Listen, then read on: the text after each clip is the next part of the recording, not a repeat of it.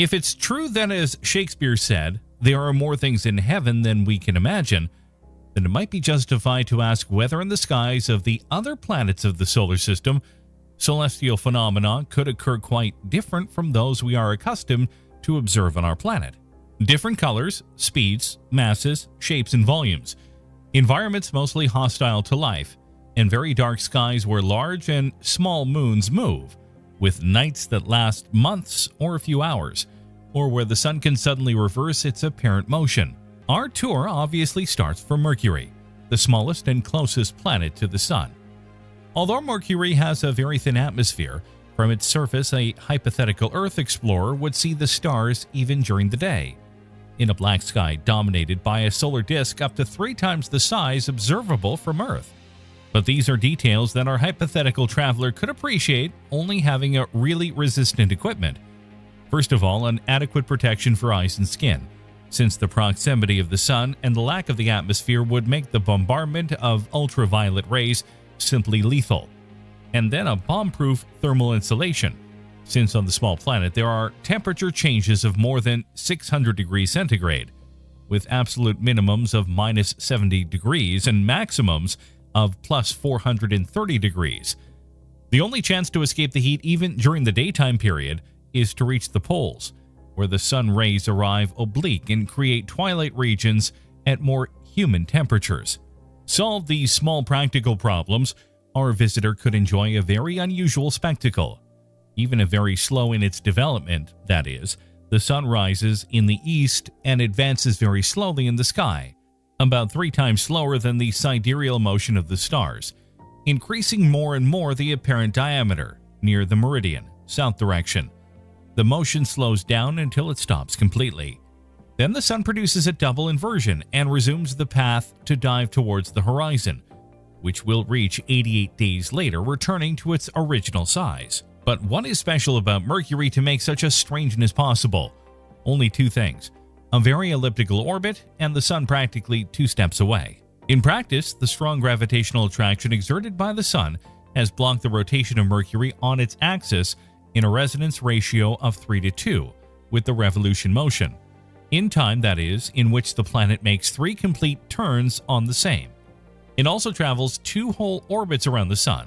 This ratio between rotation and orbit period based on small integers, called resonance, affects the duration of the Mercurian day, making it very different from the Earth day. Here on Earth, the sidereal day, that is the time our planet takes to make an entire turn on itself to the fixed stars, is 23 hours, 56 minutes, and 4 seconds, and is almost equal to the solar day, which is the time of rotation to the sun, of about 24 hours. Both are much shorter than the Earth's year, which lasts 365 days and a few hours. On Mercury, however, because of the rotation in resonance with the orbit, the sidereal day lasts just under 59 Earth days, equal to 2/3 of the year, which is about 88 days. And the solar day, that is the time that the sun takes to go back on the same meridian of Mercury, lasts 176 Earth days, 2 Mercurian years. It is this long interval that to an inhabitant of the planet would appear as the real day. The consequence of this is that the apparent motion of the sun in the sky of Mercury is affected much more than in the terrestrial skies by the completion between the rotation motion of the planet and that of revolution. The first makes the sun move, as on Earth, from east to west. The second, on the contrary, makes it move from west to east. In general, even on Mercury, it is the motion of rotation that prevails, so for most of the Mercurian day, the sun proceeds normally in the sky from east to west. However, when it approaches the perihelion, due to the proximity to the sun and the high orbital eccentricity, the planet, obeying Kepler's second law, that of equal areas and equal times, gradually increases its speed, reaching 56.6 kilometers per second, a real sprint compared to 38.7 kilometers per second of the orbital speed at the aphelion. And this acceleration causes the orbital speed of Mercury to reach and exceed for a short period of a few Earth days the speed of rotation. Here then, magically, the sun appears to get stuck in the sky and slowly come back, is the apparent motion from west to east due to revolution, which momentarily prevails over the apparent motion from east to west due to rotation. Another oddity of the Mercurian sky is the slow movement of the terminator line. On Earth, the line between day and night moves at a very high speed, about 1,670 kilometers per hour at the equator, and it is obviously impossible to follow its movement on foot. But on Mercury, everything is different. As we have already seen, the solar day is very long, 176 terrestrial days, and the planet has a circumference that is a little more than a third of the terrestrial one, 15,331 kilometers. As a result, the Terminator moves on average only 3.6 kilometers every hour, so that even an old Mercury visitor could walk at that speed and keep the sun always at the same height on the horizon. As far as stars and constellations are concerned, there is obviously no difference with what we can see from our planet, apart from the very slow motion with which they cross the sky. For planets instead, there are differences, at least for the closest ones. Venus, for example, from Mercury can be observed in opposition to the Sun. Compared to Mercury, is in fact an external planet, and contrary to what happens for us on Earth, can go in opposition and show itself with its fully illuminated disk. This allows it to appear to Mercurians 16 times brighter than we Earthlings are used to see it. But the best show you can see in the sky of Mercury is surely the vision of the Earth accompanied by the Moon. Our planet seen from Mercury appears brighter than Venus seen from Earth, and the Moon shines almost as bright as Sirius. The 2 points of light are separated by a variable angular distance, which reaches up to a maximum of 16 arches, practically half the angular diameter of the Moon disk seen from the Earth.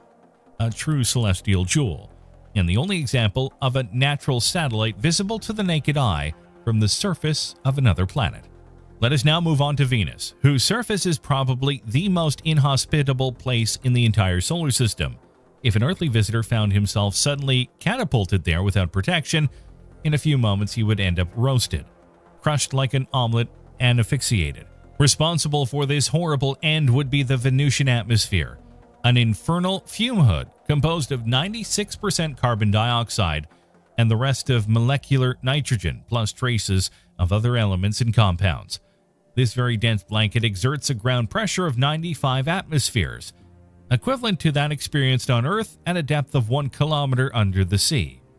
In addition, carbon dioxide, which dominates everything, is responsible for a gigantic greenhouse effect, which makes Venus the hottest planet in the solar system, a natural furnace with a ground temperature of about 470 degrees Celsius, higher even than that of Mercury, despite its shorter distance from the Sun.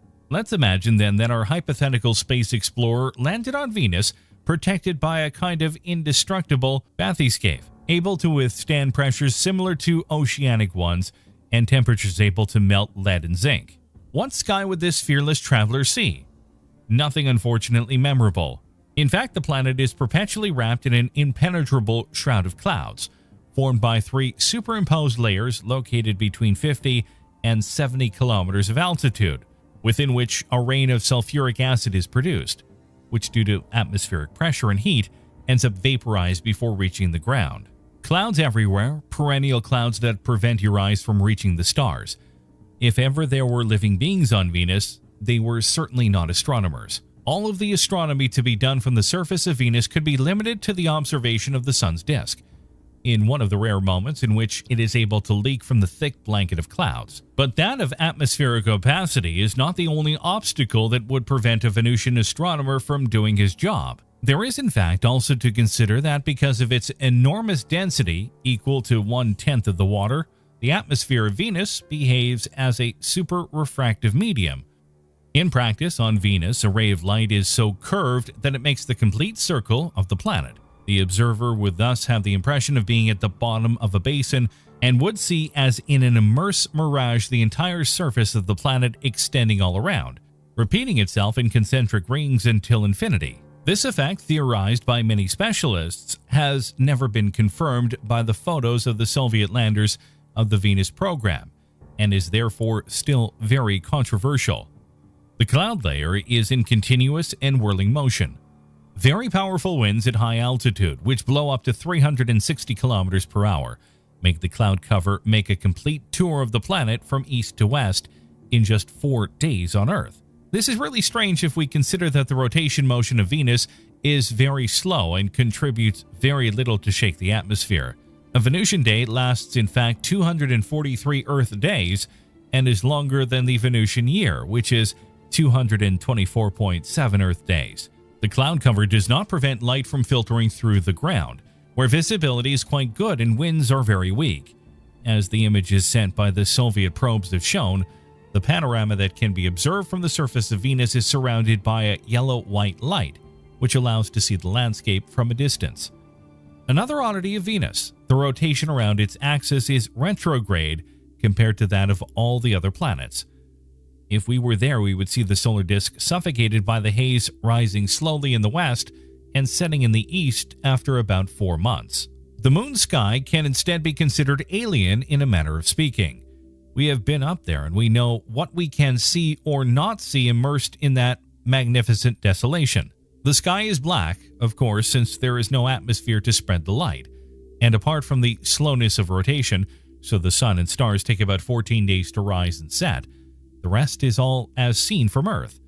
Only one thing changes: the incredible view of our planet, practically motionless in the sky of the hemisphere that looks from our side. Its angular diameter, which due to the eccentricity of the lunar orbit varies between 1.8 and 2 degrees, is 4 times that of the moon seen from Earth.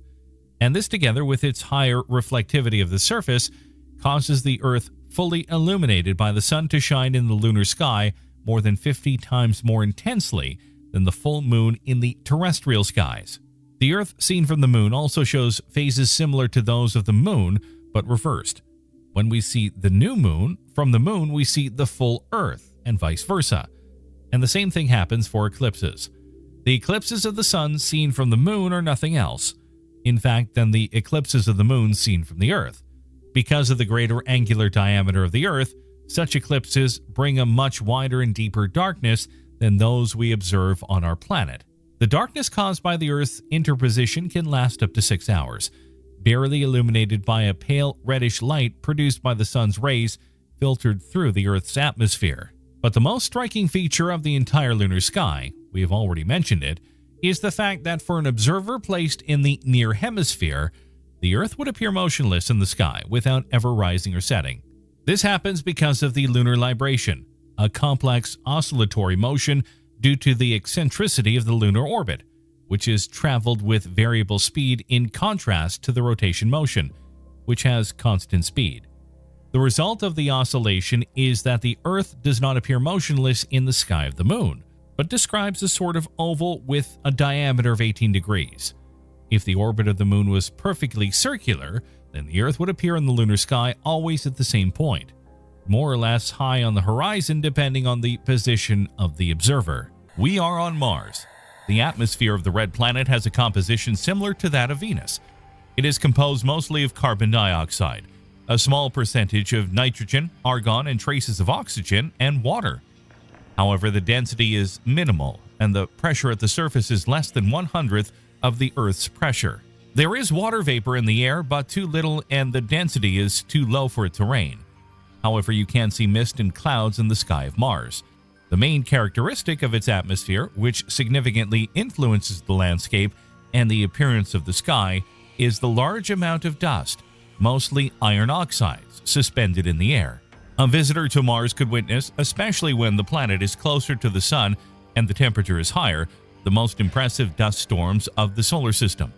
Sometimes only local phenomenon, but in other cases so gigantic as to affect the entire planet, as happened in 2001. And it is just to the fairest dust in the suspension that we owe the particular brown-yellowish color of the Martian skies. And to the same powders we owe the fact that the daylight spreads on Mars long before the rising of the sun, and that it still illuminates the sky long after the sun has set. The numerous probes that we have sent to Mars in recent decades have given us many suggestive images. We have been able to observe sunsets in which the sun is bathed in a blue light instead of red as on Earth, and violet skies due to the presence of ice crystals in the air. However, we must remember that these images are only an approximation of reality. All the probes that capture the sky and the surface of Mars, in fact, do so through filters that produce images in shades of gray, that are then processed into something that resembles as much as possible what human eyes could see if they were on Mars. Since Mars is about 1.5 astronomical units away from the Sun, the amount of light that arrives on the surface is less than half of the amount that arrives on our planet. And in low light conditions, our eyes shift their sensitivity to blue because we move from using conical color-sensitive cells to stick-like cells, which are practically colorblind. So the first astronaut who lands on Mars would probably describe the sky much bluer than you might expect. The light actually perceived on the ground always depends on local weather conditions, but there is no doubt that the general effect for a human visitor would be that of a world with little light, with equally little contrast. Certainly the disk of the Sun would appear to us smaller than from the Earth.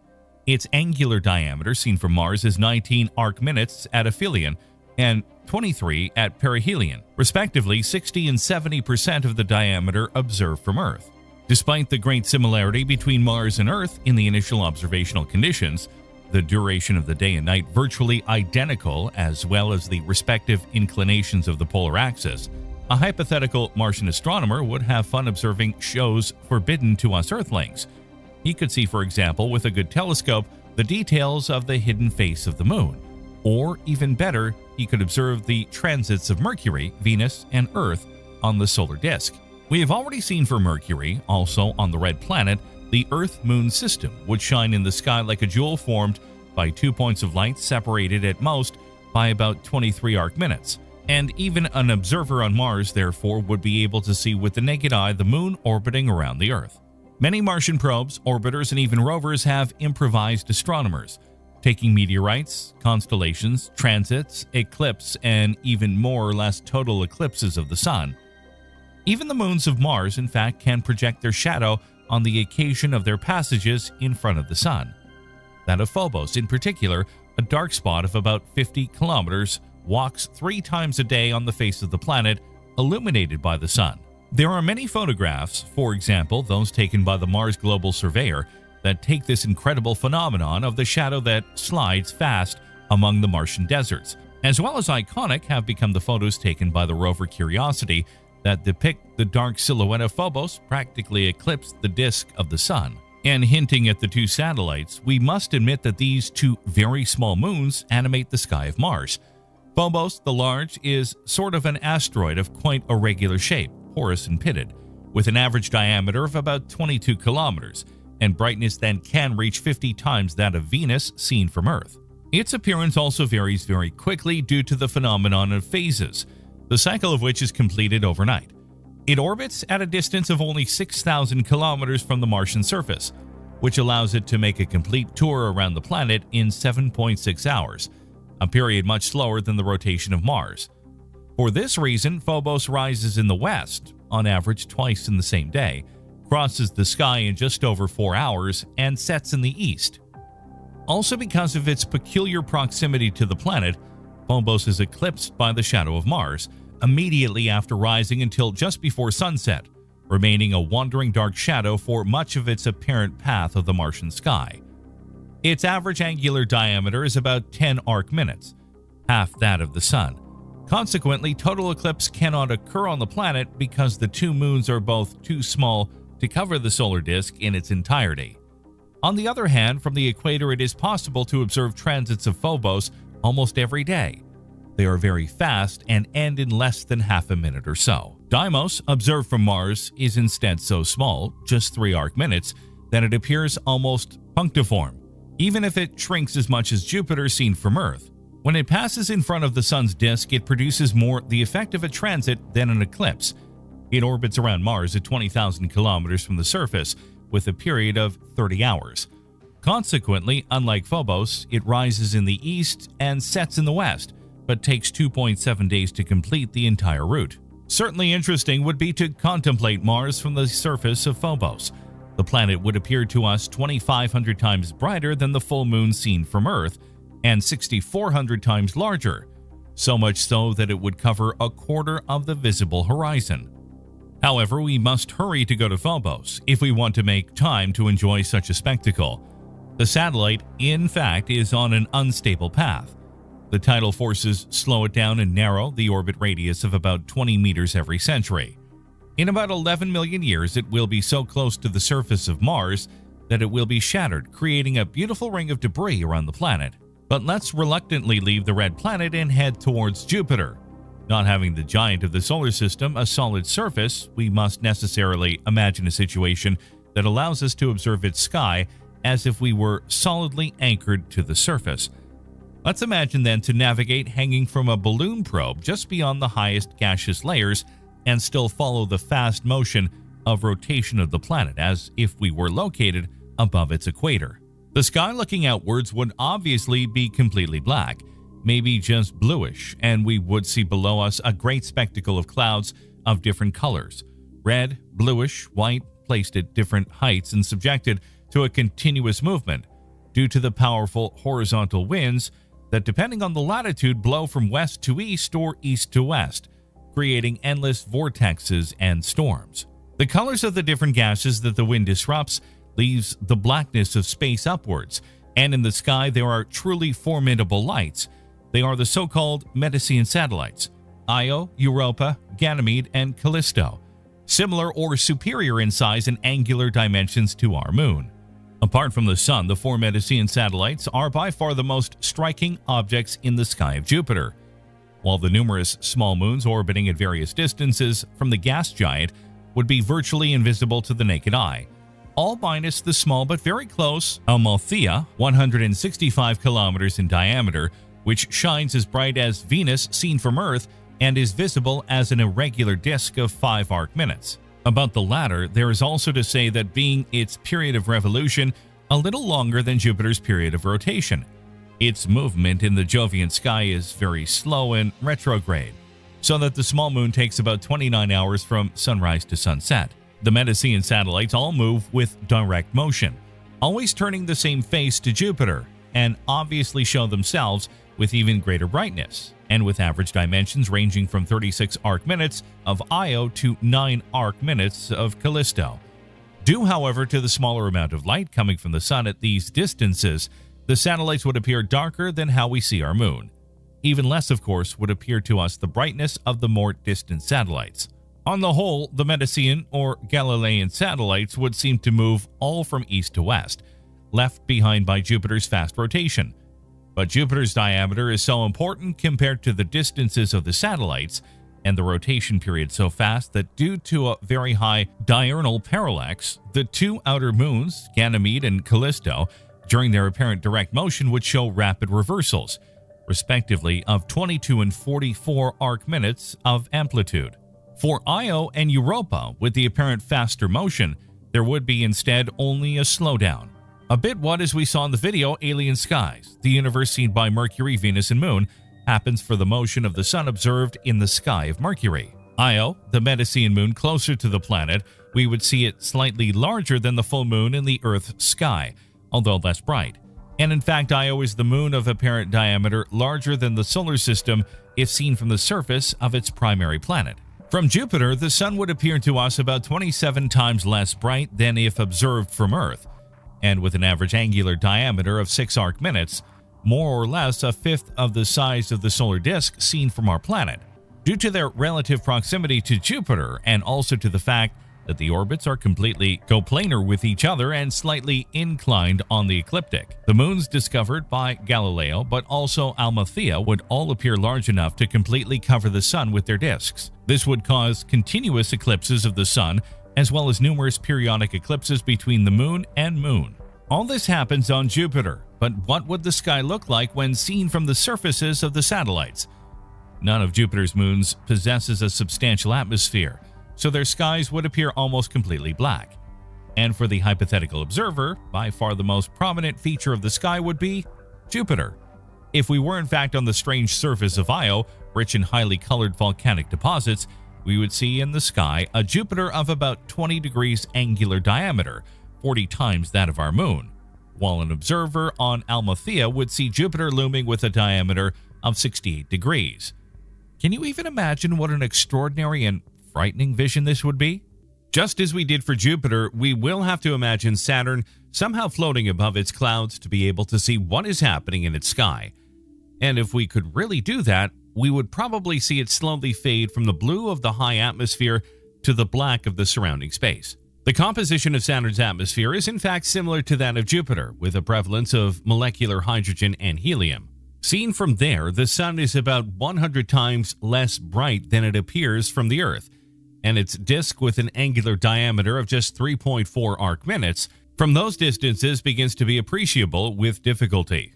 As well as you can see with difficulty the Earth, which still shines like a star of second magnitude, but is separated from the Sun a little more than 6 degrees.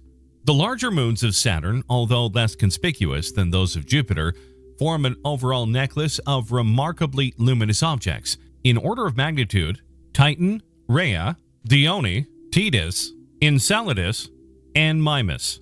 The apparent dimensions speak to us of satellites at most half the size of our moon, but it is also true that 6 of them, those we've listed, have an apparent brightness around magnitude -7, or on average 5 to 10 times brighter than Venus seen from Earth. Remarkable are the cases of Enceladus and Tethys, which, thanks to a very high albedo, their surfaces are absolutely white, exceeded in brightness even the Great Titan, 5,150 kilometers in diameter. Can you imagine the spectacle we could enjoy at the sight of these 6 moons, bright as headlights, turning in the night sky of Saturn, accompanied by the overflowing beauty of the rings that form the background? Yes, because by far the most spectacular element of Saturn's sky is obviously that of the rings. An element that, if fascinates seen from the outside, must be even shocking if observed from somewhere on the planet, from where you would see the entire sky crossed by an iridescent arc. The rings become more and more conspicuous as the latitude increases, and consequently the angle under which they are observed. Seen from the equator, they are instead practically invisible because of their incredible subtlety. During the equinoxes, which happen about every 14 years, the Sun hits the cutting rings, and consequently, the shadow they cast on the planet is minimal. But far from the equinoxes, the rings cast complex and very wide shadows on Saturn.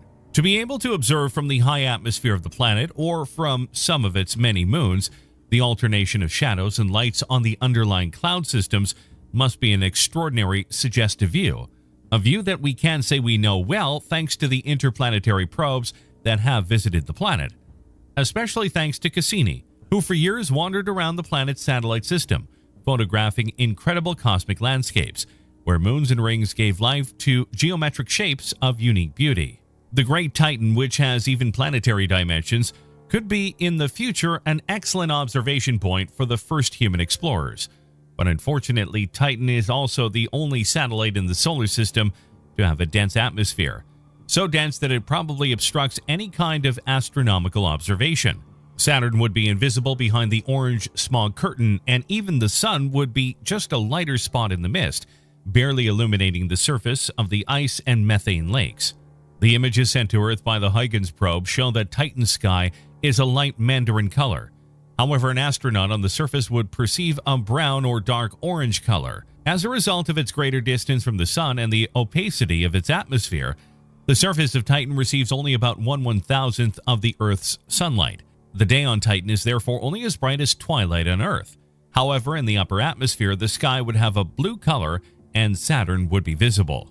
10 astronomical units beyond Saturn, we come across Uranus, another gas giant, but 2.4 times smaller in size than the Lord of the Rings. The Sun seen by Uranus really begins to look like a point of light without dimension, only 1.6 arc minutes angular diameter, and a brightness that is just 1/400th of the one that reaches the Earth. From a distance of almost 20 AU, the inner planets of the solar system from Mercury to Mars are now lost in the radiance of the star, and it makes no sense to consider them for observational purposes. Uranus is not a hospitable place, also without a solid surface, with winds blowing up to 900 kilometers per hour. It is the coldest planet of the solar system, with an average temperature of -220 degrees Celsius. Yet Uranus also has its fascinating peculiarities. First of all, the rotation axis of the planet is inclined by 98 degrees on the orbital plane.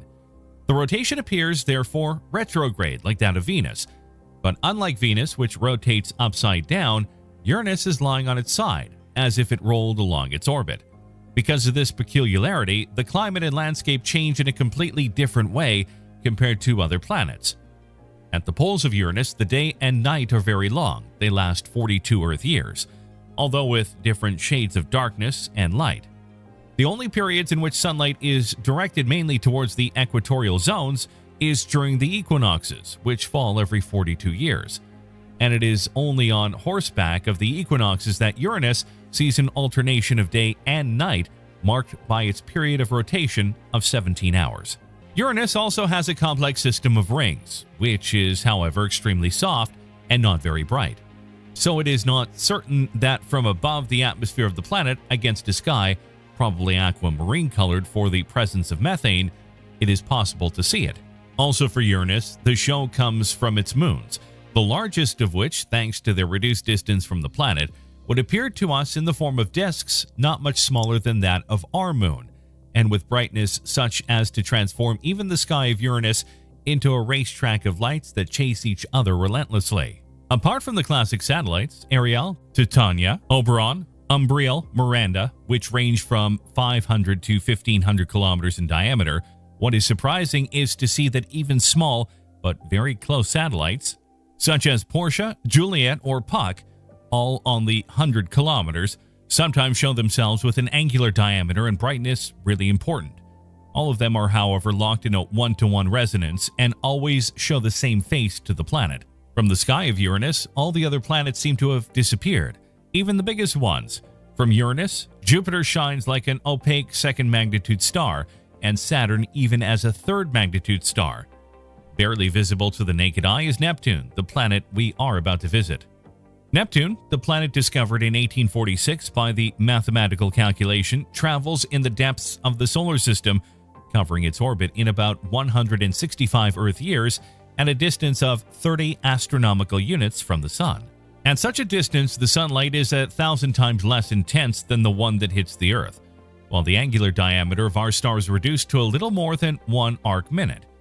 Yet this giant of gas and ice, due to an unknown source of internal heat, is hotter than Uranus, although it is much further away from the Sun. And this internal heat unleashes on Neptune the most powerful winds of the solar system. If you were in the high atmosphere of the planet, you could observe spectacular whirlpool systems that travel at supersonic speed, sometimes exceeding 2,000 kilometers per hour. The planet is surrounded by at least 27 moons, most of them small and asymmetrical, with dimensions of 100 to 200 kilometers, but almost all of them so close to the planet to appear to a hypothetical observer with angular dimensions just under half of our lunar disk. Even their brightness, despite the reduced illumination coming from the Sun, is maintained at such a level, the brightness of Venus observed from the Earth, that even on that icy and gloomy planet there is a very varied and busy sky. Obviously, the superstar of that satellite system is Triton, the 7th largest of the entire solar system. After Titan are Moon and the 4 Mediceans, and the only one among the greats to move along a retrograde orbit. It always shows the same face to Neptune, who therefore occupies a fixed position, or almost, in its sky, showing itself with an apparent diameter of 8 degrees. On the contrary, in the sky of Neptune, Triton would instead show itself to our eyes with the same angular dimensions as our Moon, and at the same distance. The only difference would be in the brightness, 250 times lower. Without forgetting that even Neptune, like the other gas giants, has a system of rings, probably of recent formation and certainly inconspicuous, because of the scarce light they receive from the Sun and the reddish color due to the charcoal materials mixed with ice from which they are composed. No possibility to appreciate them with the naked eye. Not even sharpening our gaze as we move away in the direction of Pluto, the last destination of this long journey. Pluto? Yes. Although almost 15 years have already passed since its downgrading to dwarf planet, we don't feel like excluding good old Pluto from our tour among the planets of the solar system. Also because the visit made by the New Horizon probe has shown beyond any reasonable doubt that Pluto has all the characteristics of a real planet. A double planet even. Yes, because 20,000 kilometers away from Pluto, there is also Charon, a giant moon compared to the size of the primary planet. As we know, the two bodies rotate around a common center of mass and always turn to each other the same hemisphere. Possible how much improbable inhabitants situated on the hidden faces of the two objects would not know, therefore never of the reciprocal existence. The inhabitants of the visible face of Charon would see Pluto, which has a diameter of about 2,300 kilometers, looming in their sky with an angular diameter of 7.3 degrees, equal to 15 times that of the full moon seen from Earth. Charon, instead, which has a diameter of 1,200 kilometers, would appear in Pluto's sky with an angular diameter of 3.7 degrees, about 7 times that of the full moon. Surely it would be possible to see distinctly with the naked eye from Pluto the superficial characteristics of Charon, and vice versa, even if the whole landscape would appear immersed in a light more than twilight because of the great distance from the Sun.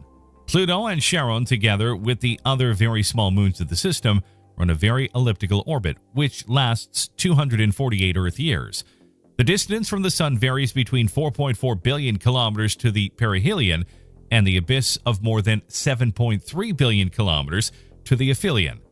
At such enormous distances, the Sun appears very small, on average a little more than 1 arc-minute at perihelion, a 13th of the apparent size that it has in the terrestrial sky, and 35 arc-seconds at aphelion. The brightness of our star in the sky of Pluto and Charon is consequently equally reduced, 1/876th of what we see from Earth, when the twin planets are at the minimum distance, just 1/2430th when they are at the maximum distance. We must not think, however, that such a tiny and distant Sun implies a perennial night.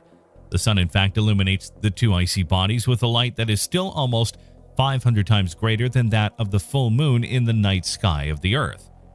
In 2015, New Horizons gave us extraordinary images of these two remote worlds, revealing the unthinkable existence of truly alien skies right on the edge of our solar system.